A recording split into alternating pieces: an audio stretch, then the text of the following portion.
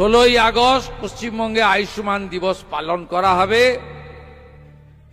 ওই দিন আয়ুষ্মান ভারতের কার্ড বিতরণ শুরু হবে। সাথে সাথে যারা আয়ুষ্মান ভারতে যুক্ত হবেন না, সমান সুবিধা যুক্ত মুখ্যমন্ত্রী স্বাস্থ্য বীমাও ওই দিন চালু করা হবে। যারা খেলা হবে বলতে গিয়ে নিজেরাই মাঠের বাইরে চলে গেছেন,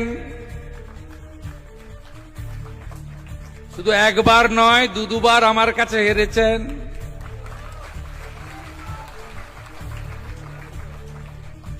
তিনি খুব সুকৌশলে 16ই আগস্ট খেলা হবে দিবস পালন করতেন। খেলা মেলা পূজা পার্বণ এগুলো তো আনন্দের অনুষ্ঠান।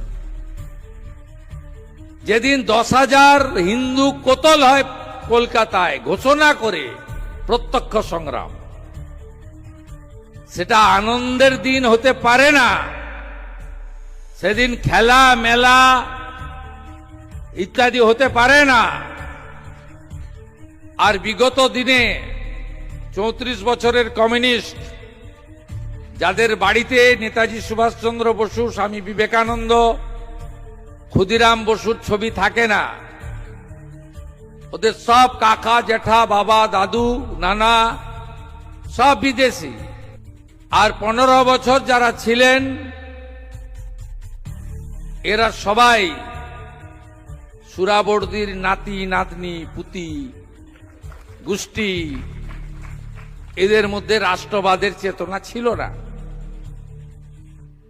তাই 1947-এর 20 জুন পশ্চিমবঙ্গ আইনসভায় যে 58-21 ভোটে পশ্চিমবঙ্গ সৃষ্টি হয়েছিল, তাকে ভুলিয়ে দেওয়ার জন্য 1 বৈশাখকে করা হয়েছিল পশ্চিমবঙ্গ দিবস। আপনারা যে সরকারটা তৈরি করে দিয়েছেন, আমরা ওটা বাতিল করে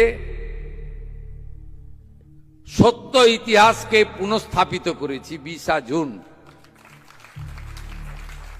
আমরা প্রথম স্টেটহুড ডে পালন করেছি তারকেশ্বরে, যেখানে